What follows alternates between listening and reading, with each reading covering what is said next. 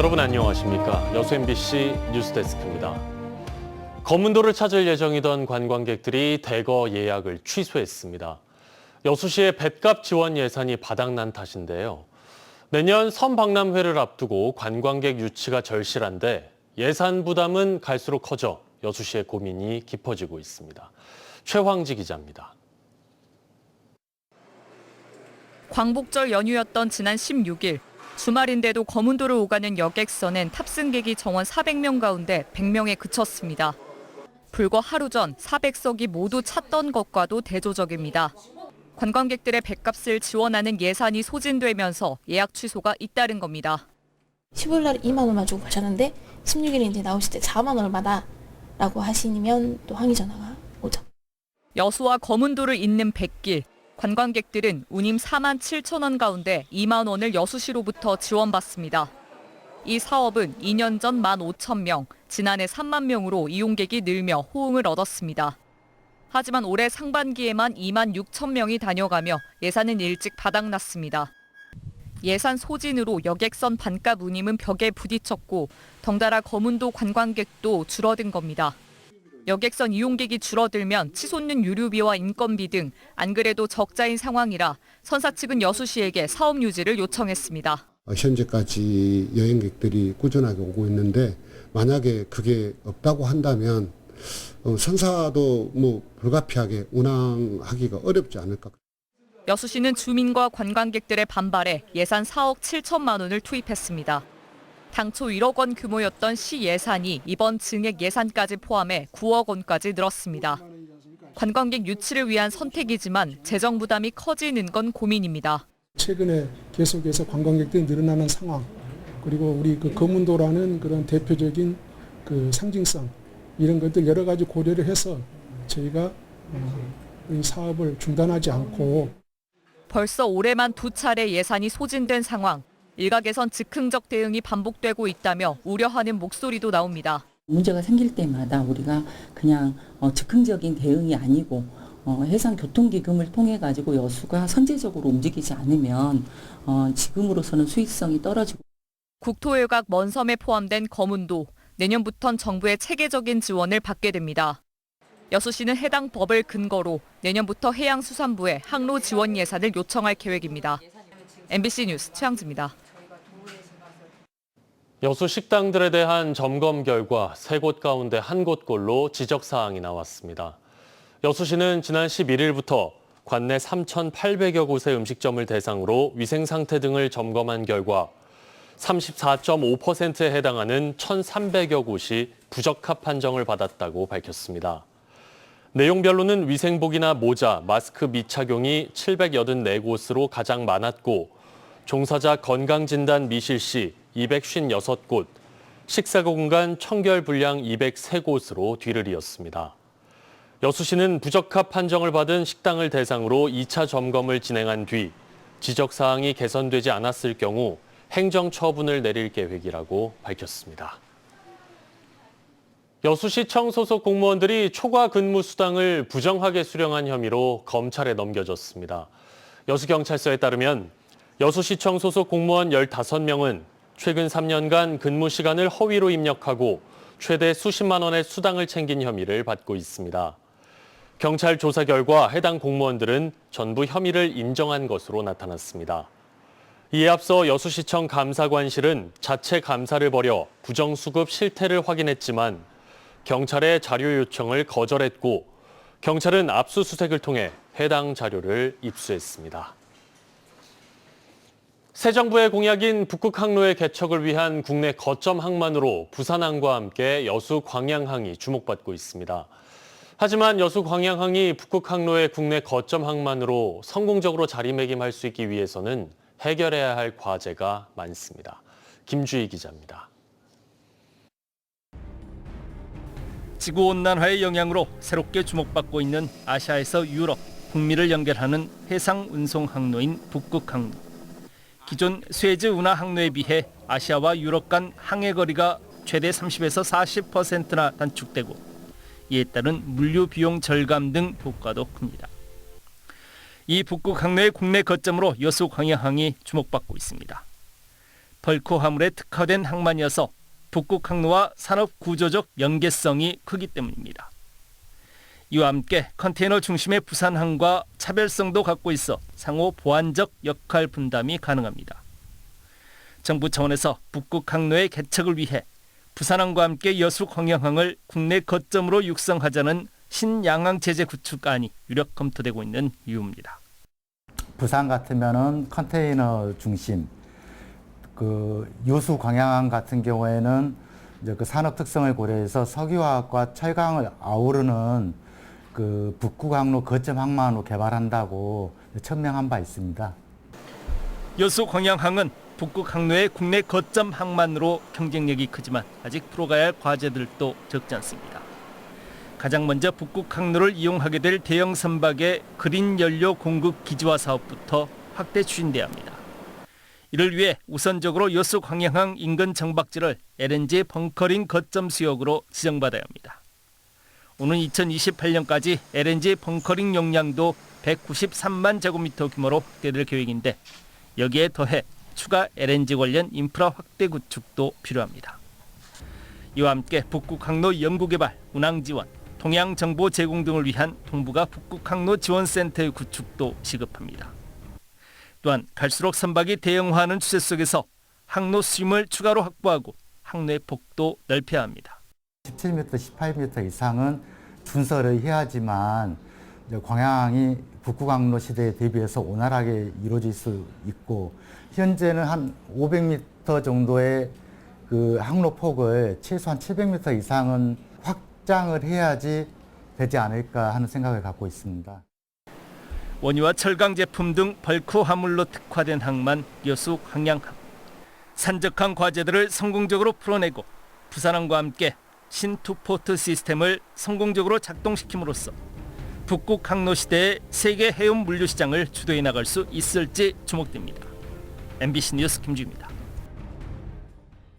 권양엽 순천 광양 곡성 구례 을 의원이 광역시도에서 전세 피해 지원 센터를 의무적으로 설치 운영하도록 하는 법안을 발의했습니다.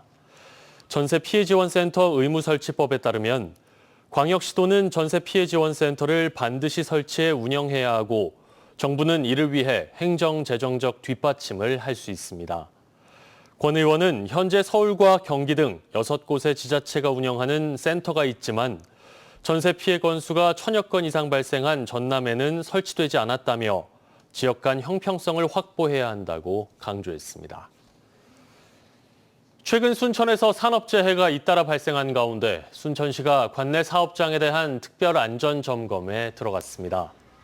순천시는 오는 27일까지 위험성이 높거나 취약 공정이 많은 산업단지 기업체를 대상으로 안전수칙 준수 여부와 사고 예방 조치 등을 점검할 계획입니다.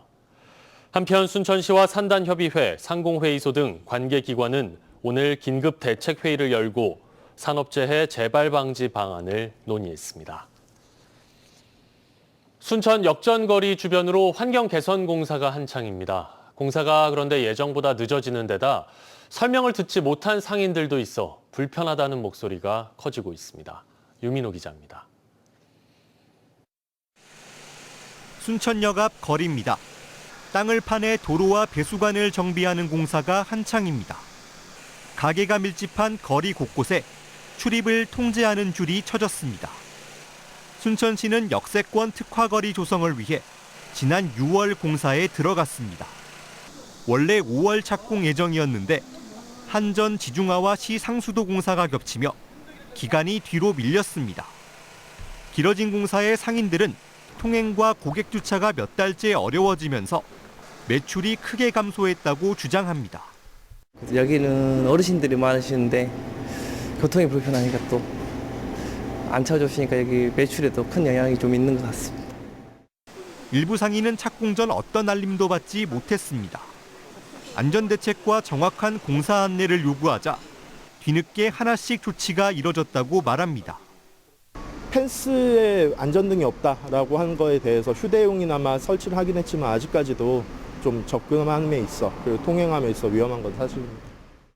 인근 전통시장을 자주 이용하는 고령의 시민도 불편한 건 마찬가지. 시장 보러 다니는 사람들은 요를 건너갔다 저를 건너갔다 하는데 뺑 들어서 왔다 갔다 해야 되고. 민원이 잇따르자 순천시는 최근 상인들과 간담회를 열고 불편에 따른 후속 대책을 논의했습니다. 시민들 불편이 최소화되도록 철저한 공정관리로 9월 중순까지 준공 마무리하도록 하겠습니다. 순천시는 또 원도심의 열악한 환경을 개선하고 쾌적한 거리를 조성하기 위해 공사를 추진 중이라며 안전사고 방지에 끝까지 신경 쓰겠다고 밝혔습니다. MBC 뉴스 유민호입니다. 순천 지역 풍력 발전 관련 공청회가 파행을 겪은 것과 관련해 조례 개정에 반대하는 주민들이 공청회 무효를 주장하고 있습니다. 순천 지역 풍력 발전 단지 조성 반대대책위원회는 오늘 순천시청 앞에서 기자회견을 열고 충분한 의견 교환의 자리가 돼야 할 공청회가 편향적으로 진행되고 시민들의 발언 요청도 묵살됐다며 공청회 무효와 강형구 의장의 사퇴를 촉구했습니다. 이에 대해 순천시의회는 오늘 사과문을 내고 몸싸움에 연루된 직원에 대해서는 정당한 절차를 밟고 있고 앞으로 같은 일이 재발하지 않도록 조치하겠다고 밝혔습니다. 한편 지난 22일 열린 풍력발전 관련 조례 개정을 위한 공청회에서는 진행 방식 등을 두고 고성이 오갔고 이를 저지하는 과정에서 공무원과 주민 간의 몸싸움이 벌어졌습니다. 최근 부산의 노후 아파트에서 멀티탭 과부하로 인한 화재가 나면서 어린이들이 잇따라 숨지는 안타까운 사고가 발생했죠. 전남에서도 사상자를 낸 아파트 화재가 대부분 노후 아파트인 만큼 소방당국이 예방을 위한 긴급 점검에 나섰습니다. 김규희 기자가 보도합니다. 지난 6월 지은 지 30년 넘은 부산의 한 아파트에서 불이 나 초등생 자매가 숨졌습니다. 일주일 뒤 인근의 또 다른 아파트에서도 8살, 6살 자매가 화재로 목숨을 잃었습니다. 두 곳 모두 스프링클러가 없는 노후 아파트였고 원인은 멀티탭 과부하로 추정됐습니다. 지난 1992년 준공된 강진의 한 아파트. 소방대원들이 각종 장비를 챙겨 4살 아이가 있는 가정을 방문합니다. 아동 등 화재 취약 대상이 있는 가구를 찾아 사전에 위험 요소를 제거하는 긴급 점검에 나선 겁니다. 누전 차단 기능이 있는 4,000W짜리 고용량 콘센트와 멀티탭 화재 시 소화를 돕는 패치, 뿌리는 소화기 등도 지급했습니다. 커피 머신 같은 경우도 순간 전력 사용량이 2,000W에서 2,500W 정도로 엄청 높거든요. 그런데도 같이 사용해 주시면 도움이 될 것 같아요. 노후 아파트에 주로 설치돼 있는 열 감지기 대신 연기 감지기로 교체하는 작업도 이어졌습니다. 연기 감지기는 열 감지기보다 화재 인지 시간이 7분가량 더 빠르기 때문에 화재 발생 시 신속한 대피에 효과적입니다. 스프링클러가 없는 20년 이상 경과된 전남 노후 아파트는 모두 996개 단지 3,261동. 이 가운데 아동과 노인 등 화재 취약계층이 사는 5,500여 가구가 이번 점검 대상입니다. 현재로서는 4,000가구 정도가 추진 완료되었습니다. 그리고 향후에도 내년에도 계속해서 노후 아파트라든지 또 노후 주택에 사시는 취약계층을 대상으로 해서 전기라든지 소방용품을 소방당국은 냉방기 등 소비 전력이 많은 전자제품 사용 시 멀티탭보다는 벽면 콘센트를 이용하는 것이 좋다고 당부했습니다. 다른 제품과 결합해서 사용하기 때문에 소비 전력이 커지게 됩니다. 이럴 경우에는 콘센트의 허용 용량을 전격 용량을 넘어서기 때문에 과열로 인한 화재가 발생할 수 있겠습니다. 최근 5년 동안 인명피해를 낸 전남 지역 아파트 화재는 모두 23건. 이 가운데 78.2%가 노후 아파트에서 발생했습니다. 소방당국은 나머지 세대에서도 감지기 교체 등이 이뤄질 수 있도록 내년도 예산을 확대하는 한편 관리사무소 등을 상대로 화재 안전 컨설팅과 교육 등을 진행할 방침입니다. MBC 뉴스 김규희입니다. 한국철도공사가 다음 달 1일부터 나흘간 추석 연휴 승차권 예매를 시행합니다. 예매 대상은 10월 2일부터 12일까지 운행하는 열차로 우선 고령자와 장애인, 국가유공자 등을 대상으로 사전 예매를 진행한 뒤 순차적으로 온라인 예매를 할 수 있습니다. 승차권 결제는 다음 달 4일 오후 5시부터 할 수 있고 온라인 결제가 어려운 경우 철도 고객센터 전화 결제나 역 창구에서 할 수 있습니다. 후덥지근한 날씨가 이어지고 있는 가운데 오늘 일부 지역에 비가 내리겠습니다. 전남에는 내일까지 20에서 60mm의 비가 내리는 곳이 있겠습니다. 전남 동부권의 내일 아침 최저 기온은 25도에서 26도, 한낮 최고 기온은 30도에서 32도로 오늘보다 조금 낮겠습니다.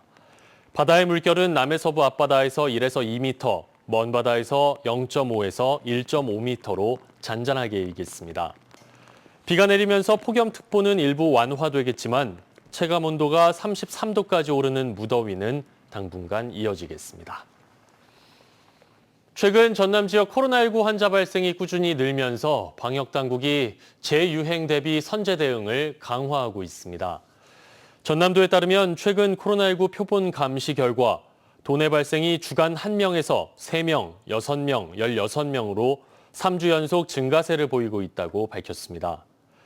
질병관리청이 향후 2주간 증가세를 예상하고 있는 만큼 전남도는 시군 보건소를 통해 감염 취약시설 700여 곳에 마스크와 진단키트, 소독제 등 7만 개의 방역물품을 긴급 배정하고 의료기관 모니터링 대상도 40여 곳에서 100여 곳으로 확대할 예정입니다.